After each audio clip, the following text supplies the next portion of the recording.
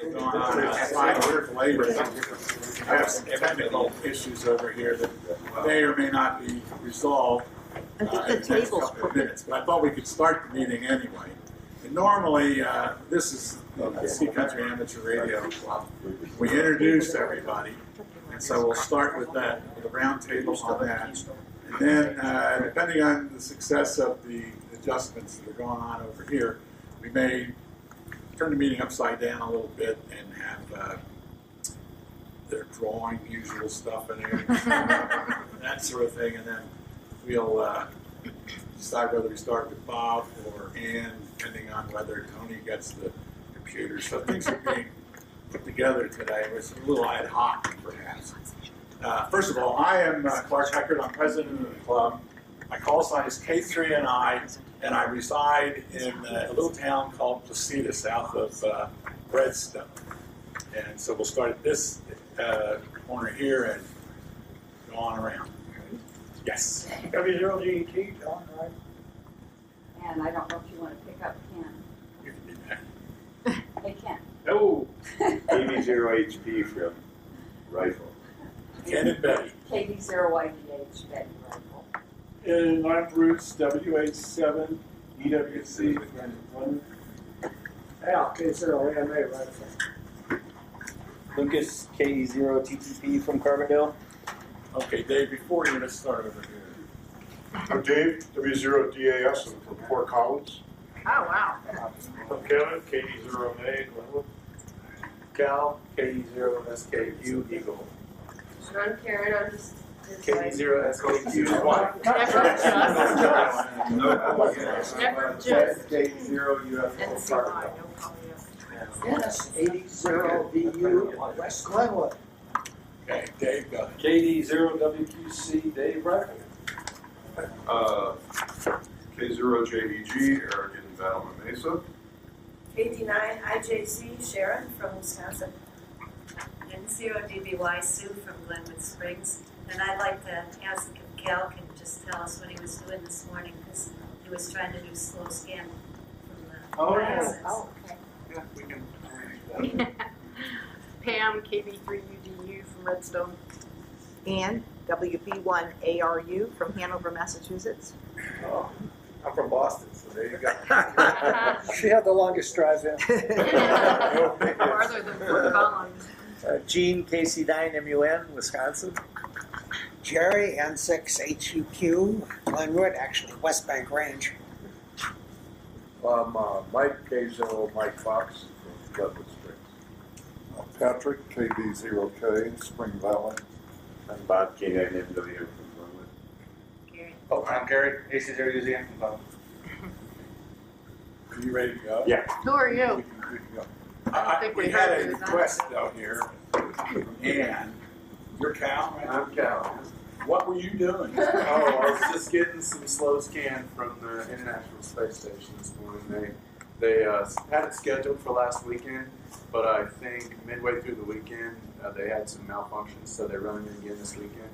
So I'm just trying to collect all the images, all 12. That's something the ISS doesn't want to have malfunctions. Yeah. They don't want malfunctions. Did you just use your mobile into an audio input in the computer? Well, I used, I had an HT, and I used my HT first, and then I realized that I was getting a better signal with my half-wave mobile antenna, so I switched the setup over to the mobile. Got it that way. And you just input it into a laptop? Yeah, I have in my truck, I have a whole setup with a computer in there and everything. I just have a little sound card that plugs in. And I just plug it in. So, are you going to be around next month? Yes, I should. You want to be the You could do it definitely. It probably won't be running though. I see a program. I can see a program. Yeah, absolutely. Okay, so please see me after the meeting and get your contact information. Will do. Yeah. And it just, I think all we need is your setup, you know, what you were doing, and the images that you got, and just give us a little talk. I have like these right outside. If you want me to bring you in later. What are they doing? Well, let's see if we have time. What are they up? We'll see, we'll see what the content. Oh, there's a bunch. You want, Sue, you want to kill the lights? You're gonna do it, Reed. Okay, so we're gonna move on to the program. Bob has promised to enthrall us with a couple of contributions. I'm not, I I have a funny story. Okay. Now, the Florida license plate reminds me of a story when now technically I'm a Florida resident, and I've got a car down there, a little Subaru, and I wanted to get a call sign plate, and so I went to there. You go to the tax assessor's office, and I said, I want KB0K. And she says, well, let me look it up. I said, there cannot be another one in Florida. She said, let me look it up.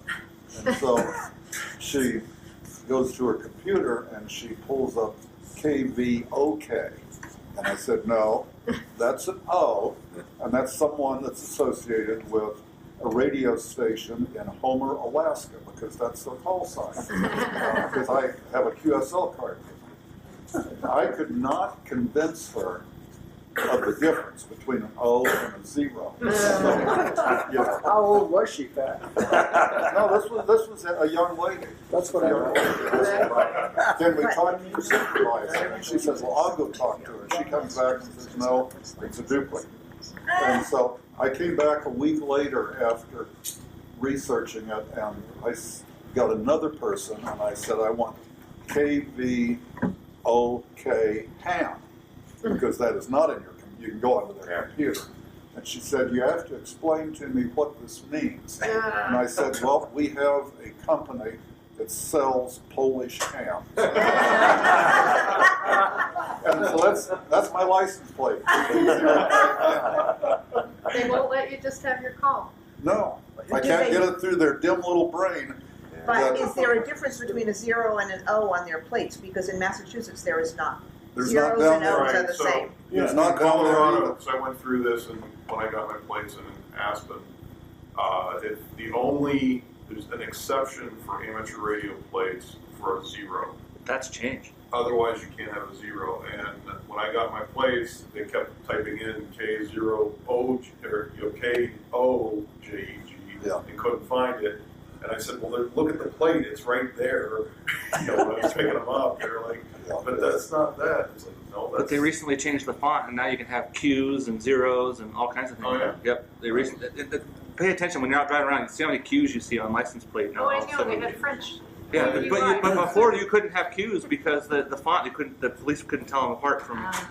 From the Well, O. I've had my 0 on my Colorado plate since I had my Fiat. Isn't that crazy? Long Isn't that time. it's weird. But it's an amateur radio call sign. It is, It's yeah. not- But I had a guy come in who was from Norway. When I was still working in Social Security, that's how long ago, it was 99 or earlier. And he said, whose car is that out there? And I said, mine. And he said, well, N-O with a line through it, DBY, is the town I come from in Norway. That's wild.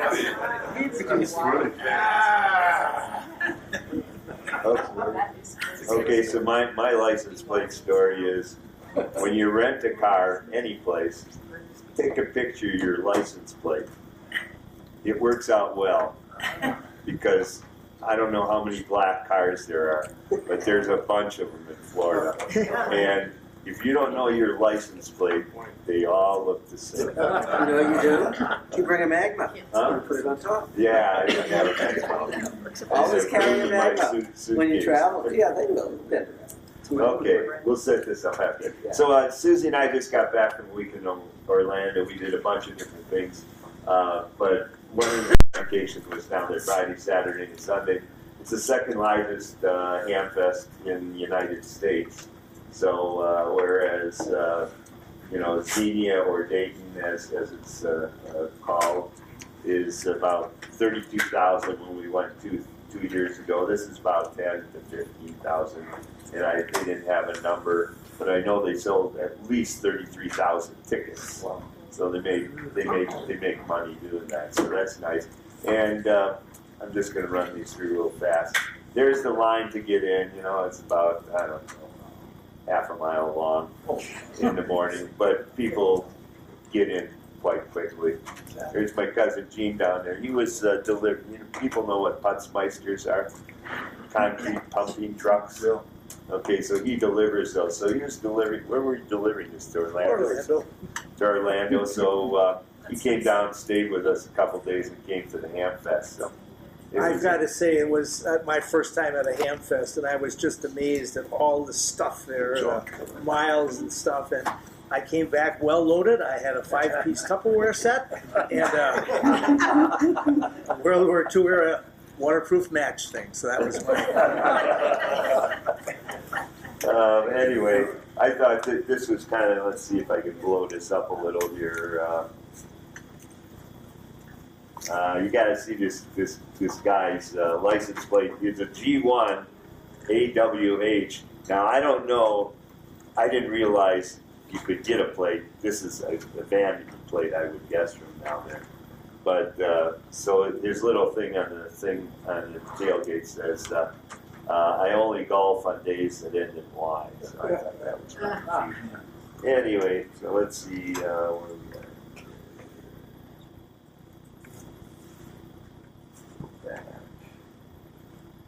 Most of these folks were probably in the room when you made your DX contact this morning, Bob. Oh, well, you can tell about that.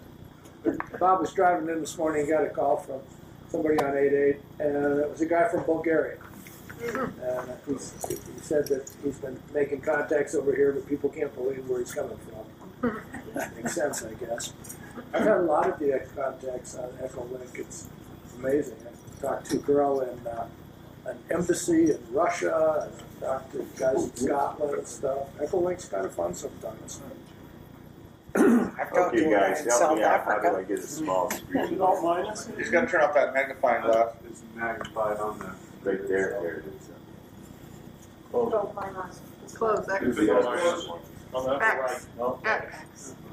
Doesn't Upper right. Or yeah, just close it. Okay.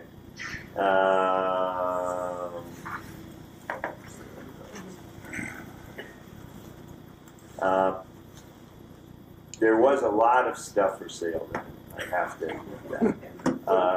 I did not purchase anything because I didn't have any room in my suitcase back there. But it was interesting.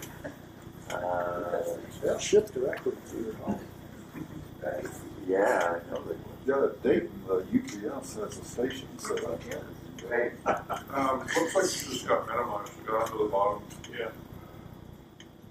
See those two little picture frames down at the bottom, On the next to the toolbar? start menu, to the right, Down off, yeah. right, There you go. there. Yeah. There we go. Okay, so I don't know if any of you are familiar with FIRST, but FIRST is a robotics program. It's part of the STEM kinds of programs that they do. So we were there and watched this robot move around and do things there. It's probably one of the primary ways I think ham radio operators can encourage kids to get a ham radio license, because primarily all these things are controlled remotely, obviously using some type of receiver and transmitter. So there's Susie and I at that booth. This was one of the other booths, Coast Guard Auxiliary Program, which I am not personally familiar with. I have a friend who belongs to it, though. This is Lou McFadden, is a NASA guy that's now just retired and primarily coordinates a lot of the AMSAT relationships with NASA. And he's, for instance, his last current project that's being installed, taken 5 years to get permission, get the design approved. They're putting up, his power supply is going in, so it will run all the Russian ham equipment, all the U.S. ham equipment, all the lab equipment if they need an emergency supply. So it's quite a thing. It's an amazing process to go through to do this. So Lou was there representing AMSAT. My brother-in-law Joe wasn't down there for that. And he had a presentation that we sat in on. And he was doing primarily the International Space Station program that AMSAT has to get schools involved and do presentations. I know all of you probably heard you talk about that in the past. So anyway, he did a nice presentation on all the new equipment. All new equipment is going up. The Kenwood 710s, the GPS systems in it are what they're going to be doing primarily. 50 watts of power. Actually, they cut it down to 25 watts of power. Fixed systems, you know, if you know, there's like over 1,000 settings on a 710.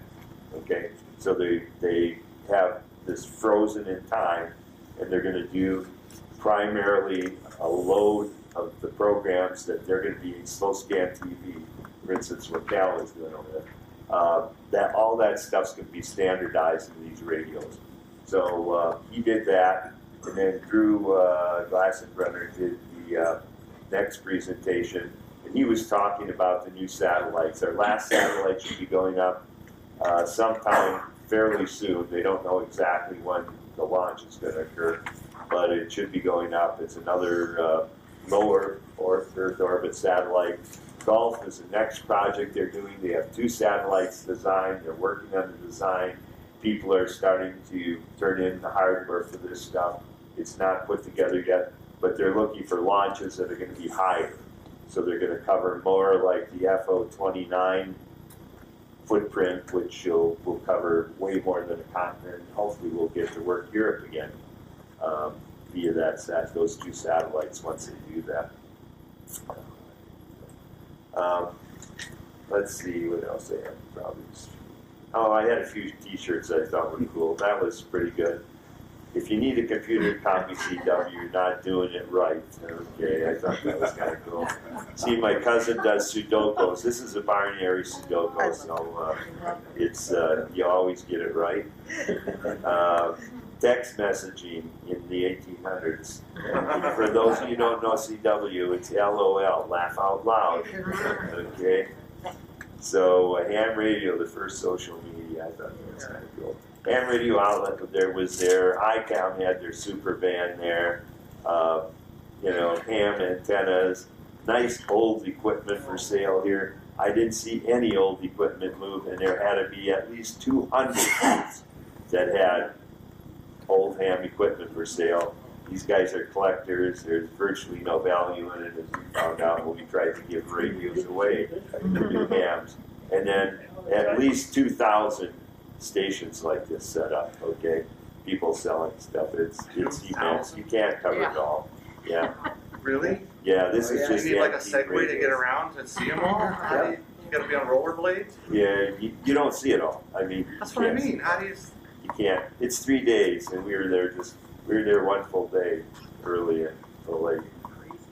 You just do what you can. So actually the highlight for all of us were there was, are people familiar what the Enigma machine was? Yeah. Okay, it was the German built deciphering and encoding, decoding machine, okay? Well, W1TM here has refurbished, I don't know how many of them, and he was speaking there. He's 80, what did he say, 86? Something like that, and he's still at this. It's amazing to see him. I had never seen a speech. He did one in Xenia a couple years ago, but it's gone down where the Germans dump these in swamps and places. He's recovered them from them. He brings them up and refurbishes them, okay? And so that's his passion in life right now. And he did a wonderful, wonderful speech. And all of these are working models. I never understood how this worked. And he explained it in simple enough language in terms of the mechanics of the hardware, how they set the initial code each day, and why it worked so well, and why once the Brits figured out what was going on, 3 Polish mathematicians had figured out the initial part of it, and then the Brits deep sixed those guys. They said, we don't want you in Britain, after they told them what they had found out and how they had decoded what they did. So he told all kinds of neat stories about this machine for about an hour. And Tell them about the prices. well, yeah, we'll get with that. So in 2009, they had a Bleckley Park, party, so to speak, for all the people that were interested in doing it, people that worked on it. And this is just a list of books. If anybody wants any information on this, a lot of stuff is out of publication. He's getting it back into publication through a private publisher now. I think the ARL is going to do it. So here he is speaking. That's Tom right there. And so this is an entry level price if you want one. Okay. What? So they're between $200,000 and $500,000 is what they go for. He sold the first one for 10,000. Yeah, And yeah. he found out how much they were really worth. Yeah. So, So you have collectors, you say you have it. And then there's pictures, you know, if you want to operate everything probably from, I don't know, 30 gigahertz down. And this says, this is the last thing there. You can see another booth set up here, but this is come back again kind of sign. So that was it. Now another thing we did, and I'm only going to throw a couple pictures, we discovered about 60% of all Tiffany stained glass resides in this museum in Florida. It's really close to Orlando. It's about a 40-minute drive. If you go down there, you absolutely want to go. It's 1 square block. They took all Tiffany's main place burned down after he passed away, and Morris is the guy who recovered all this stuff. And it's absolutely fascinating seeing this stuff. This is just, you know, hundreds and hundreds and hundreds of this kind of stuff. And he did pottery, he did jewelry, he did, you know, you name it. Anyway, that's it. License plate. Okay. Let's see what we did. machine? What? You didn't buy an Enigma machine? Well, you I have a did pair, not, so you send messages back. Didn't buy a lampshade. I'll tell you what old ham gear that's vacuum tube vintage is. There's just thousands and thousands of units down there at this show, okay, in the tailgate. Nobody's buying. Okay? Everybody looks, twirls and knobs, remembers the good memories, but there aren't any buyers. Everybody wants to buy some drink. Prices aren't that. You know, there's everything from gift. You can look at like Drake equipment. I have a lot of Drake equipment.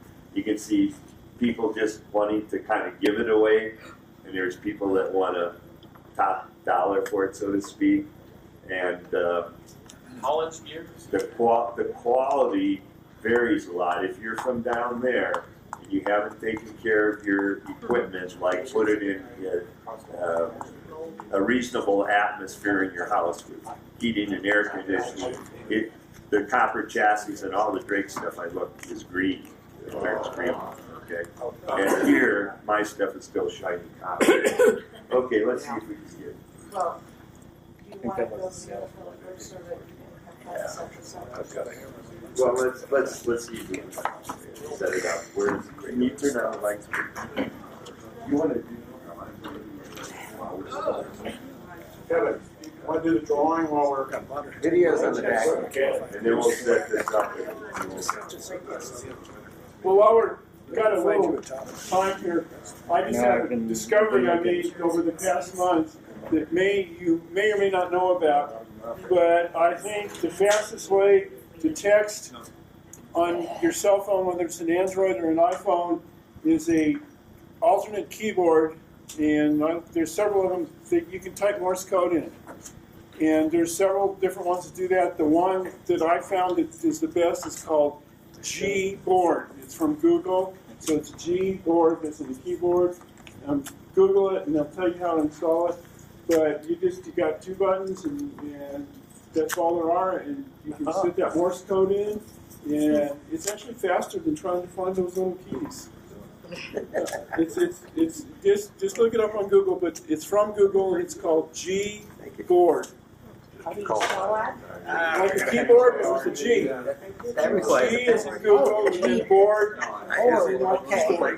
There you go. Thank you. It's really neat. Hey, Gary. And it has settings and stuff. Gboard.google. Just Google go to Google and just search for Gboard. And you get instructions how to install it and how to you can set the timing between, you can maybe get up to 7 or 8 words a minute, not much faster than that, but you can set the timing between letters so that, you know. Yeah, but could you write it in CW and then change And you can, it has an audio, it beeps, and if you don't like that, you can turn that off. But, you know, Google the instructions, and it's really, I'm excited about it, and it's only been from Google about a year, but these other ones have been around longer. They don't work very well, but the Google one works pretty well. By the way, this started out as an April Fool's Day joke, and then they found out it's actually. Really? Yeah. Really? Yeah. Oh. I think maybe it comes up with a question.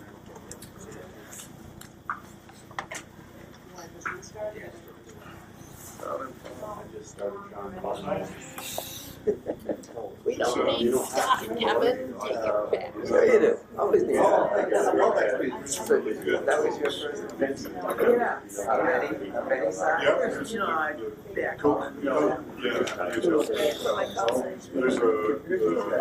That's all you need. Yeah, local. I've tried several times to avoid this. He always finds me out. That's a good Yeah, so this is the first real it's in Yeah, that's good for you. Thank you. So, It's always interesting. We just had the one day. well, Foxborough I don't know what the,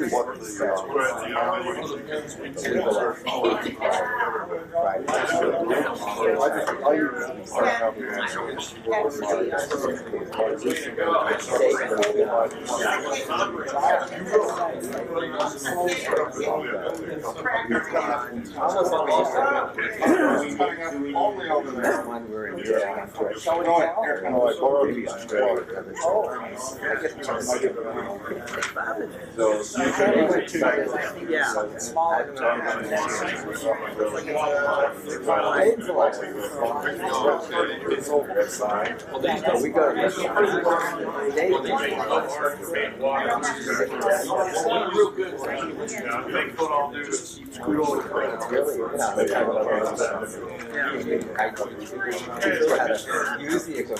I haven't read the whole manual. There's still controls on it.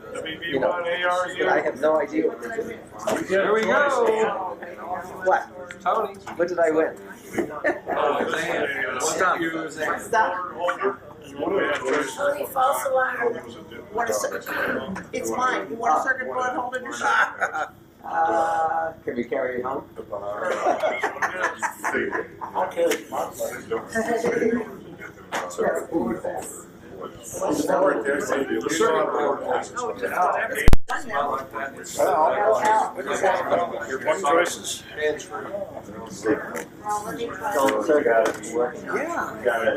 I think this is I already have one. This is all I can do. She's getting building stuff. Well, hey, she's gonna learn, right? Yeah. Or Andrew. Tony, Andrew. Bring it back after every cycle. You could actually use that for other stuff too. Oh yeah. Yeah, anything you're working on. That's fine. Yeah, it was. This spring loaded. Sure. Whole baseboard. You can tilt it in any which is nice. Yeah, there's a good picture of it. So these slides are you right? Just well, I bought a robotics kit. Is there right now? Okay.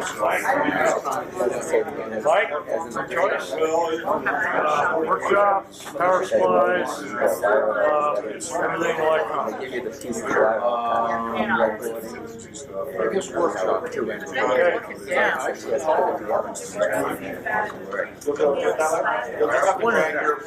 I'm gonna leave. WWP. WWP, Centennial Celebration. Centennial celebration. Go ahead, take it. I'll leave February. Hi, everybody. My name is Dave Swartz. I live in Fort Collins. My call is W0DAS. I was a ham as a teenager, and then life came along and got in the way. And about 5 years ago, I became a ham again. And I was thrilled to be back into this wonderful hobby, lifestyle, you name it. And so I'm back at it. When I got relicensed, I was actually about to retire from teaching high school. And I've got a connection to Glenwood Springs. My mother-in-law lives here, has been here for the last 30 years. I don't know if anybody knows Trudy Milken. Oh, yes. If you know Trudy, that's my mother-in-law. And she's quite the mother-in-law. She's awesome. She's a nice She's a wonderful person. So I've been coming up here a lot. Could About you 5 say years that? ago, I retired. We were thinking about moving up here. We still are, you know, options. But I ended up working for the caves for 4 summers. So I was the person that took you through the caves on tours. I'm a geologist, so they were thrilled that a geologist was giving tours of the caves. So that was a good thing. I also dabbled a little bit with radio up here, not too much. I was just getting back into it. Didn't really get on 2 meters that much. And I came to a couple of club meetings, but that's about it. But now I'm definitely much more into it and enjoying it. Long story short, we all heard about the funding issue with WWB in the fall. It never really got into any news in Fort Collins. I was just sort of surprised because it's right there in Fort Collins, and it never made the paper. So I raised a stink, and it got into the paper. I got asked about a week after that. There happened to be an IEEE group in northern Colorado that was going to get a tour of WWB. My neighbor across the street is a member, and said, "Hey, you want to come do a tour?" And I said, "Sure." So we went up, got the tour, and at that point, people were asking, "Are you going to have funding? Are you going to have funding?" Big question. And they're like, "We don't know, we don't know.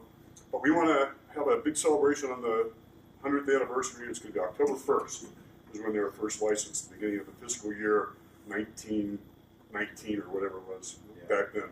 And so they, "Oh, we want to have a special event station." And I said, "Really?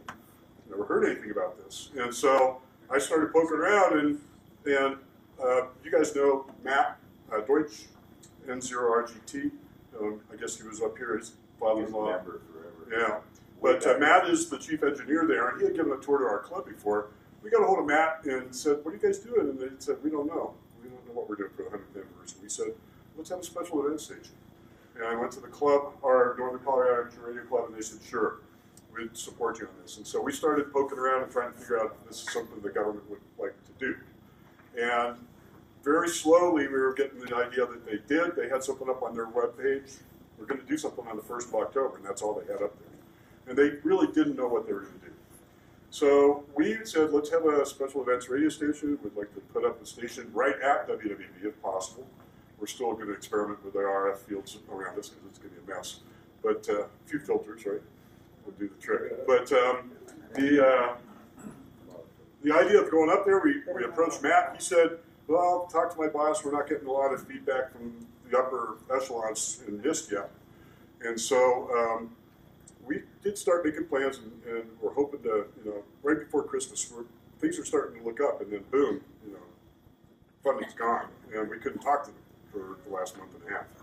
So finally, when things lightened up at the end of January, Matt was already on board and wanted to do this, and so we had a meeting a week ago with John Lowe, who's the director of all the stations here in Colorado and Hawaii, and he said, "Okay, we are on board. We want to do this. We want to have a celebration for us.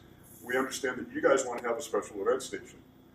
Your special event station, we can't help you with that. We can't do anything with it, but we can give you 15 acres to work on." And so we have a site, 15 acres, and I'll pass this around, this little drawing. You guys can take a look at it. And it's a big block of property. It's outside their security fence, which is really good, so that we don't have to worry about going inside their security fence. And they are going to probably let us do this. This week they're talking to the libraries.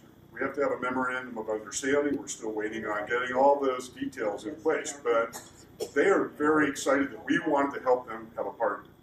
And so we convinced them that, and we put out a press release before they did, because we weren't going to wait around any longer. We needed to let clubs know around the state so people could start thinking, what would I like to do in October?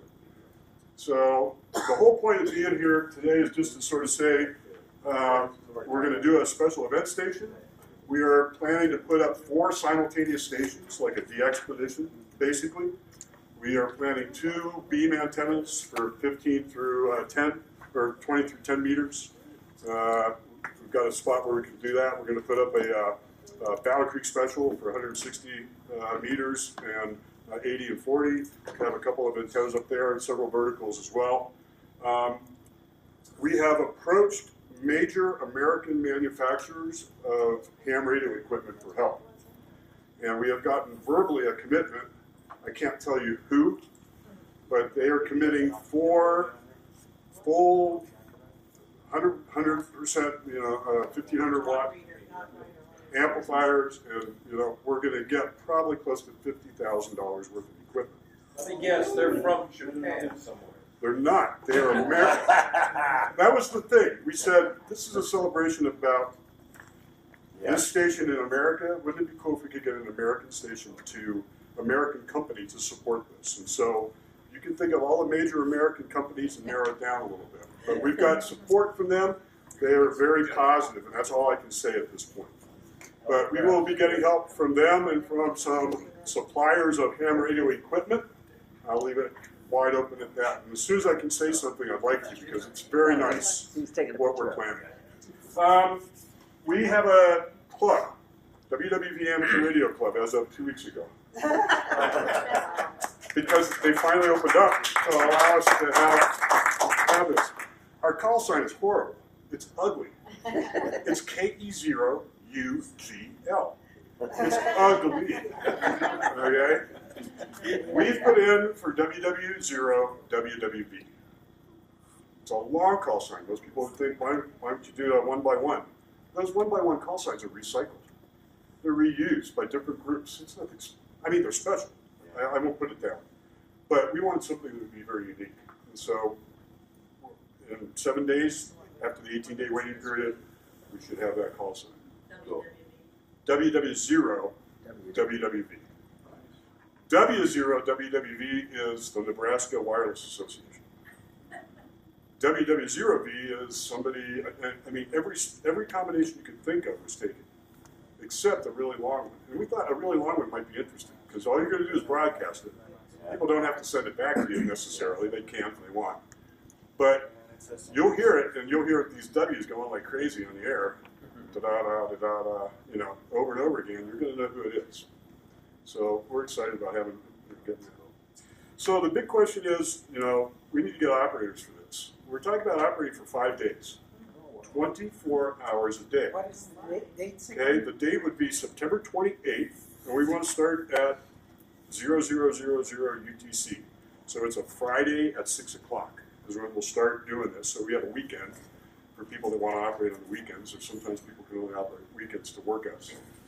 So we'll work for 5 days, all the way through the end of October 2nd at 6 o'clock at night. So it'll be 120 hours of operation. We have 4 stations operating. We'd like to have 2 operators per station. Working as a team, we were thinking 2 hours at the max would be the time for 2 people to work. Okay? And if you do the math, it'll turn into 480 operating times. So we need help from around the state. And we hope that you guys might be interested in coming up to Fort Collins. Some of the details we don't have worked out. This week I'm going to be calling and contacting all the hotels, major hotels, to find out about places for people to stay, if we can get some deals. Sometimes they'll do that. Unfortunately, there's not a lot of good RV parking in Fort Collins. If people wanted to bring an RV, we cannot do it on site, even though it's 15 acres. It's not set up as a campsite. So we're going to ask people, maybe friends or they've got connections, but try to get hotels figured out so you got a place to stay.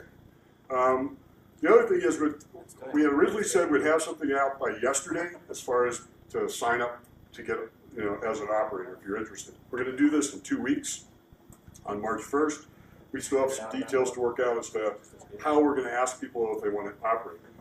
I'm concerned that we're going to get hit with hundreds of people wanting to operate, more than we can have operate. Because there are people already contacting me saying, I'm going to come from back east, I'm going to come from California. I would love to come and do this. And northern Colorado, well, we all know Colorado, that time of year is beautiful. And so it's a kind of a fun place to visit. If you've never been to Fort Collins, come up to Fort Collins. If you like beer, it's a good place to go for a beer. Okay, just a few breweries. I think we're up to 23 breweries now. And distilleries, and who knows what's going on up there. But it's an interesting town. If you've never been to Fort Collins, come on up and check it out. The Pooter Canyon is absolutely gorgeous. The Horsetooth Reservoir is kind of a neat spot, except the mountain lions, you know, gotta watch out for those. You guys here in Fort Collins both get hit by mountain lions big time. So, but it'll be an interesting event. You just got to strangle. Yeah. Are you gonna have a CW station and a? So the goal is we're gonna have to rotate through. We're gonna have, you know, we'll have a sideband, CW. We were thinking even of dedicating an FTA and just put it on automatic and say, you know, contact the other computers around the world, you know, type of thing, which is a possibility. Of course, propagation is going to demand that we move from, you know, high to low during the day and make the shifts. If we can have 4 stations operating, some CW, some sideband, you know, if you ever work at the expedition, they usually have multiple modes going at the same time. And we're going to provide good equipment. We think it'll be fun. We're hoping that the government will put out a press release here pretty quick to entice other politicians. We'd like to see them show up, policymakers, because it's all about, you know, the whole reason that it exists is because of the U.S. Constitution, saying Congress has got to have a way to weigh and measure things. And so it's kind of a unique thing that we're so celebrating here. It'd be great. Well, Ken Buck ought to be an easy one to get, since he's from up that area. Yeah, there's a bunch of, you know, a bunch of people. It's not his district. He's Joe the Goose is our guy. He's off on the Eastern Plains. Yeah. So the same one that does Summit County and parts of Vail, 2nd Congressional District. But we're going to invite Cory Gardner and Michael Bennett. Certainly invite the governor. Hey, let's invite Donald Trump and have him come out and see this important part of American history, because it's we all know it's important stuff. So did WWB get funded? So on Wednesday, you guys that belong to the ARRL might have gotten your letter on Thursday in the mail mentioning that we're doing this, and it did say that the funding had been secured.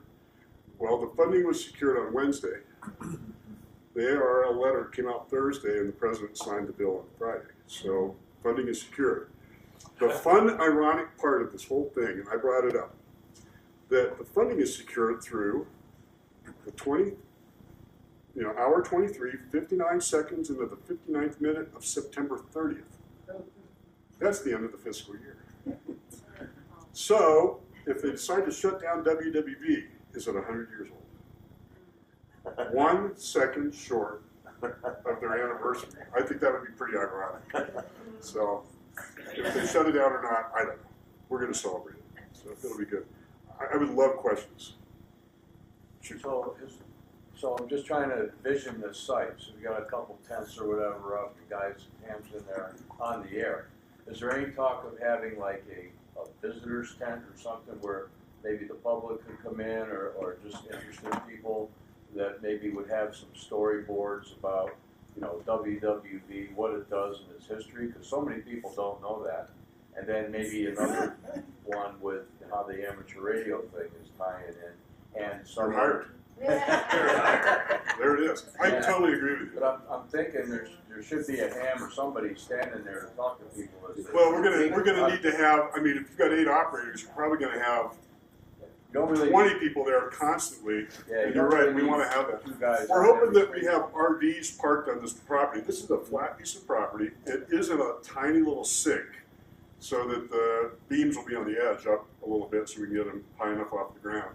And where I'm going with this is the more of that public interaction and education there is, there's endless possibilities of tying in if schools are back in session, you can do Absolutely. field trips. Well, and maybe you can get the ARRL to come in. You are thinking exactly like I am. And I certainly you guys are retired educators. That was my job. I taught high school for 30 years, so I'm very interested in all of what you're saying. I would love to see that kind of outreach. I would love to see something with since we're both members, maybe the DX Club could be a big help with some of this. There will be a need to secure some funding from somewhere, because all this equipment may be donated, but we're going to have to ship it back. There's going to be costs. GoFundMe. GoFundMe is a possibility. Yeah. We'll get started there. We're not asking anybody for money, so I'm not here asking. I'm not asking. Right, we're going to do. There's a number of different things. We're going to have QSL cards. Get this, WWV is going to issue their own QSL card for that day. So we're hoping that we can tie in with them, that, you know, if you have a contact with us on that day, you also get one of their cards.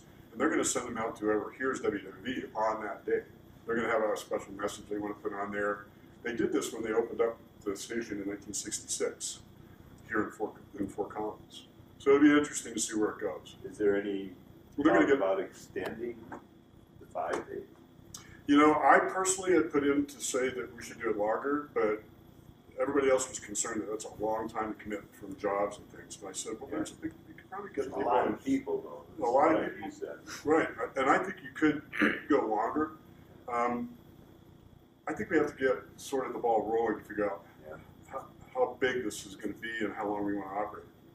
In 5 days, I think that we could probably only make maybe 50,000 contacts if everybody's working great. But if you think about how many hams want to contact this station, there's going to be a big demand.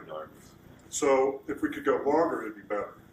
But if you do the math on it, if you get a contact a minute, you'll get about 50,000 over those 5 days. Ann and I both worked the Marconi 100th anniversary. Oh, wow. Which is 7 days. And believe me, after 7 days, That's you enough. had it. You did enough. Okay, I operated 4 of those 7 days, stayed Wow. overnight, and Ann came down when she wasn't working. Wow. Also operated. Did you take a day off? No, at that time. You did the weekend operation. Yeah. But I stayed It during was the a week ball. It was operation. an absolute It's a blast. blast. I That's why I think recommend this is it. good. It's a ball. I think it'll be fun. Because when you've got a lot of operators there, you know, we probably had 15 More than time that. there or more. We were in a facility where we could, it was Sleep. an old Coast Guard Station. building. Right. And so, Right on the ocean. of course, it's in the middle of the winter down on the Cape Cod. It's not exactly prime time, but we were warm and dry. We had cooking facilities And bedrooms. and beds, so it was fun. We're not going to be able to provide. Where on Cape Cod? Wellfleet. Wellfleet. We're not going to be able to provide that, but you're right. We're going to need to have, though, as you were talking about, we'll have tents set up for people just to hang out. Yeah. You know, Yeah, it's my like to father hang out, about just that. shoot the breeze, not just on the air. So And there were that'll be always important to people have behind that. you paying attention to I what's agree. going We on. need to have public information up, placards put up. You know, sitting there on big posters describing what WWD is and how it came to be. And certainly, we want to contact, you know, a lot of the press. I think this is a good story for things like science and for, you know, popular science and for Wired, and, you know, anything that is a technology-oriented, you know, company. The local newspapers, ours is slowly dying. That's the way it is. We'll get them. I got them to do a story about the fact that it was going to close, and so they'll make it work. It'll be good. So will WWV be doing tours for them? They are. They're talking about doing tours on October 1st. That one day they're going to open up, but they are worried about, you know, there's some security issues that go along with that too. The power may be supplied by Rocky Mountain Ham. They have a big, huge monster generator trailer. If you guys know Rocky Mountain Ham guys down in Denver. And so we're hoping that we're going to use their trailer. But we will not be able to use commercial power. We're a quarter mile from any commercial power. So it will have to be, you know, Need a long extension cord. big thick one too, right? A lot of bikes everybody has to pedal. Porta potties are on the list. That's definitely a big. I mean, you know, you guys are all mentioning really good things. You're exactly tuned in on what we have to be thinking. It's field day on steroids. We don't. It's like a de-expedition without having to ship things, which is, you know, well, we still have to get things here. Except that You're here. attract a whole lot of people too. Yeah, and we get a lot of people. We hope to get, you know, reach out to other clubs. I have to every club, and it did get mentioned, and I just have to come up here and ask them to come up and say something. So I don't mean to cut into your time. Oh, so no, I I'm really short and I'm having tech issues here, so it's no problem. It's unfortunate. It's backwards. It's showing what she needs on her computer up there, and what's showing it's backwards, and we can't flip it around. Can't flip it around. Yeah. You can drive it. Antiquated XP. Yeah. But anyhow, It was You always could just an issue. download display view. other questions. You guys are asking the right things. These are all things that are. If we can help you, I think, you know, tell us. Well, I think the help would be to try to have operators, you know, and if there's logistical things, you know, if you have experience, I think bringing your experience would be what we need. You know, Have you ever come to our field day? I have, and it's awesome. Up on Missouri Heights up there. Yeah, it's incredible.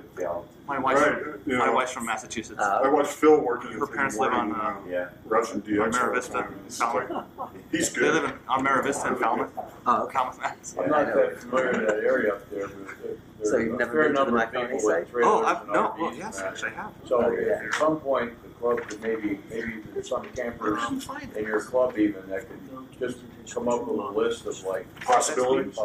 private, public campgrounds. You know, I mean, I know there is there's a small one in Horsetooth, but actually something out closer to I-25 would be Yeah, there's a KOA on the north side of Fort Collins, so it's only about 3 miles from the station. Yeah.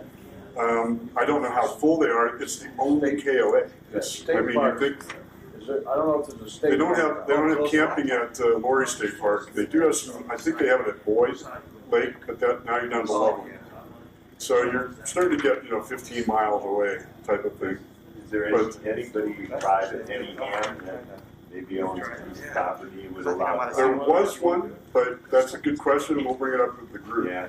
They're meeting simultaneously right now in Fort Collins too. We're talking about it. I felt it was comfortable coming here and bringing this up because we finally got somewhere about a week ago with the government saying yes, we're going to do this. I think. I don't know, I'm excited about it. I hope you guys are too. Yeah. It'll be good. We also had schools come through and had them had groups of maybe 3 or 4 students at an operating station and let them make contacts or listen to the contacts. I think it would be great. I mean, I'd like to have a station where we could do that. We did it with multiple stations. I mean, we just got done with the school roundup this week. I don't know if anybody participated. Nope. You guys talked to any of the schools? As a school teacher, I have to get on and talk to the schools, but certainly in that group, there's incredible kids on the air, and I'd love to see them, at least have the opportunity maybe to contact this station. We could even have, special contacts set up, and you could get schools around. We were too late to get on the ARIS schedule, the ARIS schedule, ARISS. That was it. I think the proposals ended in November for this this year, this calendar year. So I don't know if we can somehow, it would be kind of neat if there was a way to sneak in, but I've heard if you just keep your rigs turned on, you can talk to the space station. Does everybody talk to the space station? Yeah. I mean, just out of the blue, sometimes you can have a conversation. At the AMSAC convention, Serena taught the kids that were at the convention. Right. But after she made 4 contacts, it was bedtime. Everybody knew. But she taught the 4 kids, and they got the, It would be cool if we could arrange that. That was a Saturday. But we're not on morning. the schedule. We're not. Yeah, that was not scheduled, but You never know. yeah.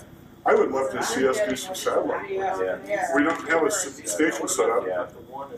So we could talk, people like you to come up and show up and do satellite work. That would be really kind of neat. That'd be neat too. All right. Thanks, guys. Well, thanks a lot. Any other questions? I think we're going to have a lot of fun. Yeah. So, I don't. Doing. Is anybody interested? I Any of you guys? it's All right, also- that's good. That's good. I will say it's also fun doing the setup and the takedown afterwards. Okay, because I did them both. And, getting the towers up, getting the antennas together, getting them We up in figure the air. we are going to try to do It takes- we're going to try to do a dry run at the end of August. Well, we may leave some antennas. we on. actually did a dry run the year before for the Marconi anniversary. And then we had all the antennas set up 2 weeks ahead of the event. Right. We would like to In be up February. Don't forget, we did this in in the February. winter. Yeah. Yeah, that's a little different. Like On you the said, Cape like, is a challenge. So we Yeah. had everything up and ready to go. That must be But the crazy. towers weren't cranked up yet. They were cranked up Right. towers and we cranked them up. Well, we won't have to go up too high. We figure a 35-foot tower. Oh, yeah. Well, As we long were as up you can get 60. that quarter height. So We had 60 footers. that's nice. Flat. All right. Thanks, And everybody. high, too.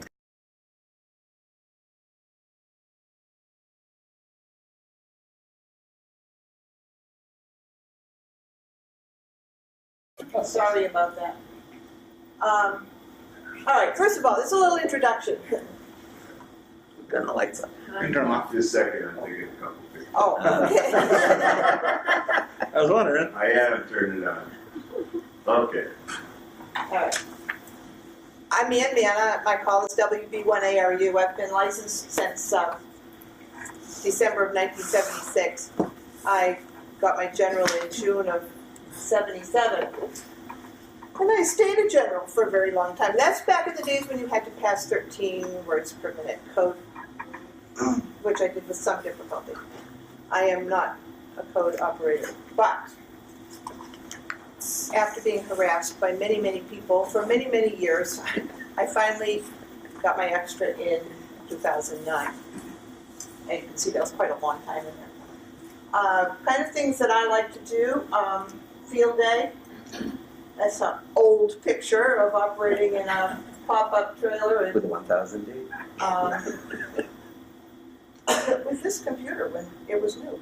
But that is very typical of the way I operate field day. Since our club disbanded and got too old to go out to a state park, and Massachusetts changed its insurance rules so drastically that we couldn't afford to be there. Tony and I have operated field day from home with generator power and had a great Air time. conditioning. And as you can see, I operate solo, headphones and a computer, and just sit on HF and crank them out. I do some other contests occasionally, special events or whatever. I do enjoy that, but I just don't really have the time to do it every other weekend like some people can. Public service. I've worked on the Boston Marathon for the last 12 years, I guess it is. I think I missed one, but doing radio support at a hydration station. You don't do a lot of talking, but you do an awful lot of listening. If you've never done public service, it's really interesting. Also, I've done radio support for a walk called the Good Friday Walk. It's a local 20-mile walk to raise funds for poor southern communities. It's been in existence for over 40 years. I think it's going to be the 48th this year. And I coordinate operators. Cell phones are backup, but we find that, as you probably have, that having radio contact between operating stations so that everybody knows what everybody's hearing at the same time, which isn't really possible with cell phones. It's one-on-one with cell phones. If there's some kind of emergency, everybody on the course knows about it. Yes, Dave? Did you work the bombing? No. You did? Yes, I was there, but You were on your way home. I was on my way home from my station. I work out at. I was curious what kind of traffic happened as soon as they realized it was about. It was amazing. I heard about it from the people that were there, some of my friends that were at stations that were still active. I was out mile 16, and we had shut down already by the time. In fact, I was on my way home, and I called you. he called me to say, would you go, you're on your way home, could you go pick up some parts at such and such a place? And I'm like, no, I'm not going anywhere north from where I am because you haven't listened to the radio or the TV. There's something big going on. Yeah, people that were there, it was amazing, and ham radio shone. However, the corollary to that was after that, security amped up excessively. And unfortunately, MEMA, Massachusetts Emergency Management, and ham radio do not have, or have not had, a very cooperative relationship. MEMA thinks they can do it all without us. They're slowly learning they need us, and things are, but it was, the first year after, it was difficult for the ham radio operators. Well, you had 2 radios. Oh, yeah, they tried to have us with 2 radios. We had to have a biz radio and a ham radio. It's like, okay. It was, they've got it worked out now. And the BAA always loved us, which is the Boston Athletic Association. It was when the governmental bodies decided they had to insert themselves into it even more that we started having trouble. But it's working out slow but sure. So that's one aspect of home video. Now, nets are another part that I actually probably most of my activity all along through the year is nets. Every Wednesday morning, there's a group. We have a net at 75 meters. It's for women only. Been in existence since the 50s, I think the net has. We have check-ins from all over New England, Maine. We also have New York and New Jersey check-ins. We have a couple gals down in, we have one gal down in New Jersey. She's now a director for Hudson District, N2RJ. Just got elected. She was working in New York City, commuting from New Jersey. She was linking through her Flex from her phone to check into our 75-meter net on Wednesday mornings. While she's commuting on her cell phone, or while she's riding the bus to the city, she's talking to us. Really kind of cool. Echolink. I know you guys are big on Echolink out here, because I talked to you on Echolink. So, why else? There are a few of you here.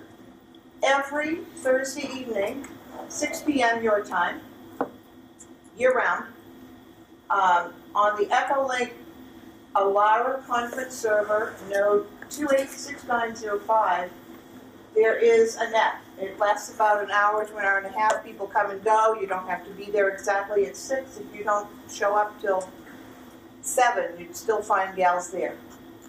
Net controls are one of these two gals.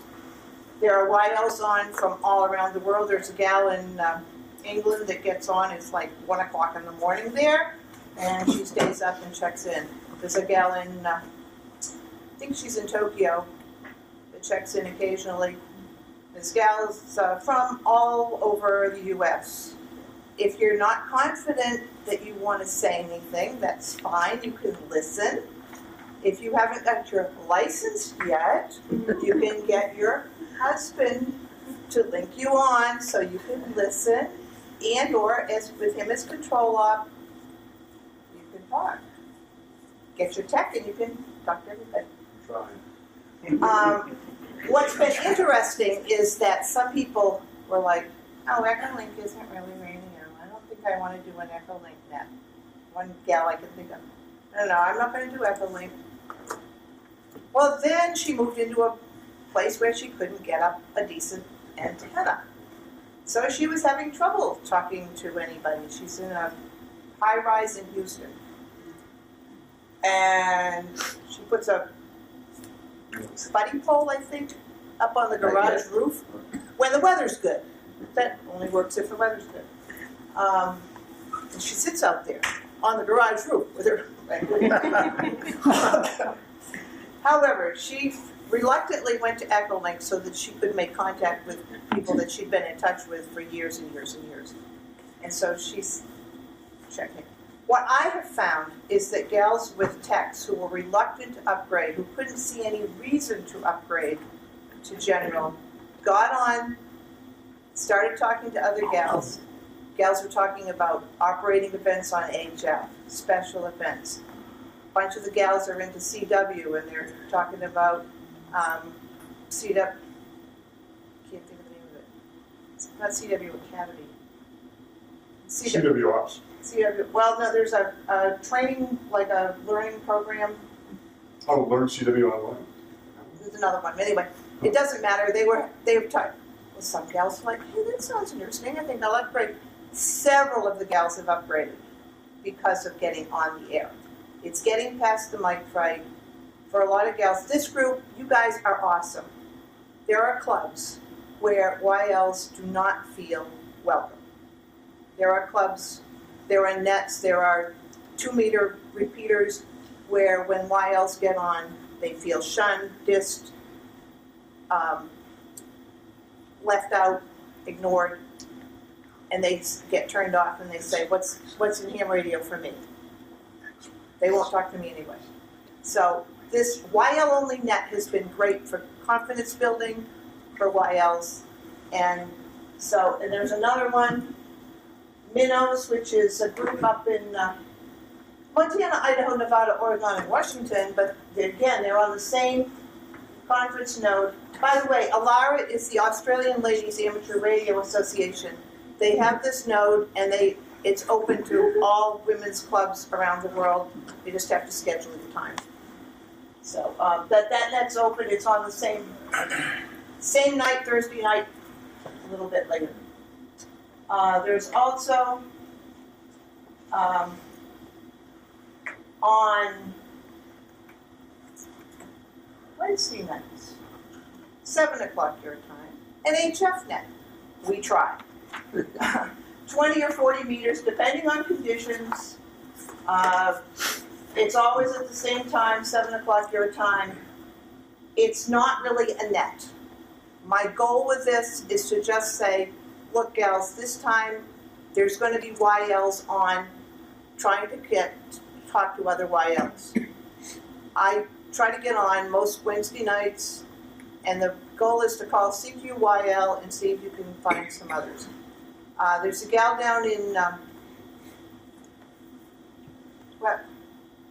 Pueblo West? Mm-hmm. Okay, she's in Pueblo West. NE0DB, Rita.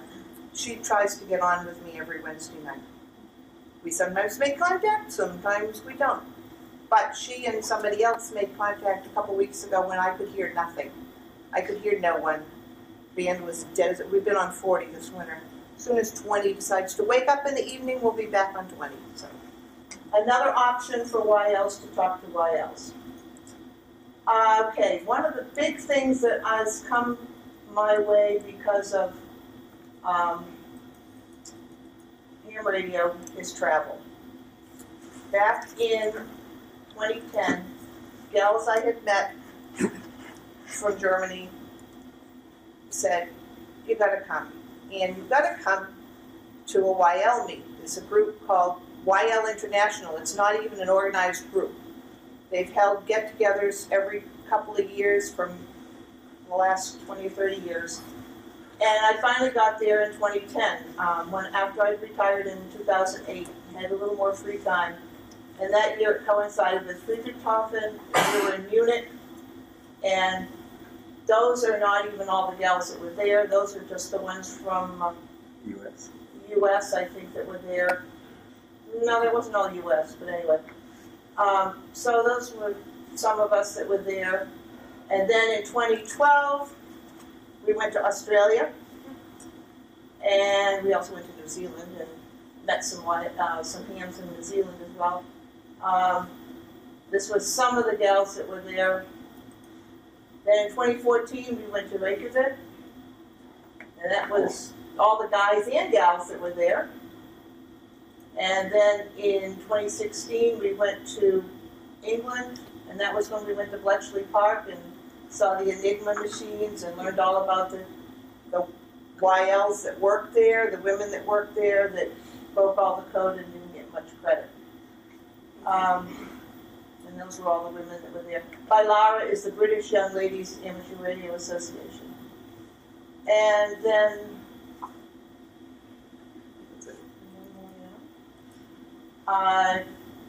this was Clara, the Canadian Ladies Amateur Radio Association. They celebrated their 50th birthday, and we were up there for that. Does everyone make a story for the bill? Yes, they Awesome. Invited people from all over. That's cool. Not just the attendees, but anybody that wanted to, and the theme was maple leaves. I love it. So there were two. There were so many squares, they made two quilts. Cool. Anyway, so I've mentioned activities for women, and now comes my shameless plug for the Young Ladies Radio League, which is an organization I've belonged to for almost since the time I was first licensed, because a contact that I made, a gal contacted me and said, wouldn't you like to join this club? And I thought, well, dues were low and didn't seem like it would be an interesting thing to do, so I joined Young Ladies Radio League. And I've become a very active member of the club It was founded in 1939 by these 13 women, the primary one being Ethel Smith. And it is the oldest YL organization in the world, and we are international in membership. And they've been in existence, obviously, for 80 years, and who would have thought? I don't think they thought that it would become a worldwide organization when they started it. We don't have meetings, per se. We do have a convention every 3 or 4 years. We had one in Oklahoma City last summer. We were in Oklahoma City in August, first week of August. Had a wonderful time. They planned some sightseeing activities for us, and we just had a great time. We had some presentations by some of the YLs. One gal that works for NASA in Ohio at NASA Glen. She talked about the work she does, and we had some other presentations as well. There's a website. It's undergoing renovation. It's about to become very dynamic, but it's not bad right now, at ylrl.org. On Facebook and Twitter. Either of those, which I'm not. I'll leave that slide up so you can see it. I have some giveaways for the gals for tell a little bit more about Young Ladies Radio, and I'll take any questions. Anybody have any questions? How many members? Someplace right now it's under 500, but we've had as many as over 1,000 members. Canadian and around the world. Did the YLRL coordinate those international trips? No, those are done. That was just done by a group. Very interesting theory they had. Some of the European YLs said we should have a get together, and so they organized it. And they said, okay, who wants to do one in 2 years? And some gals in another country said, okay, we will. And then some gals in another country said, we will. So that's how that happened. But I do have, and I actually, guys can take these too. I've got 2 things. If you know a YL, I will leave these here for you to pick up. There's a flyer, it's an informational flyer here, triple fold, that tells all about what we do. And I've got these little cards that are handy dandy to pass out. And I have 4, these are for the YLs. I have some copies of our publication, which is published every 2 months, 6 times a year. Dues are at this moment $15, and working very carefully on working hard on getting PayPal set up. We're this close to PayPal going.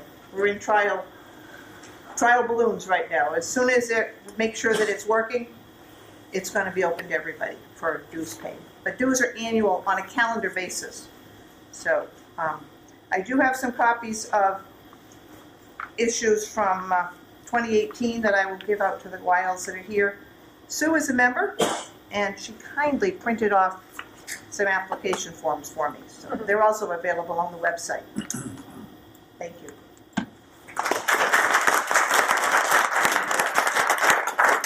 Thank you, Ann. We've been waiting for that for a couple of years. Fantastic.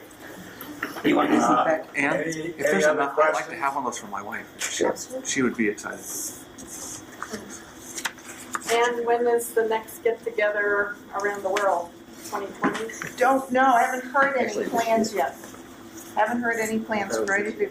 Should have been. Well, that's just the Scandinavian group. The Scandinavian group's having a get-together in the fall, in end of August. The Scandinavian Young Ladies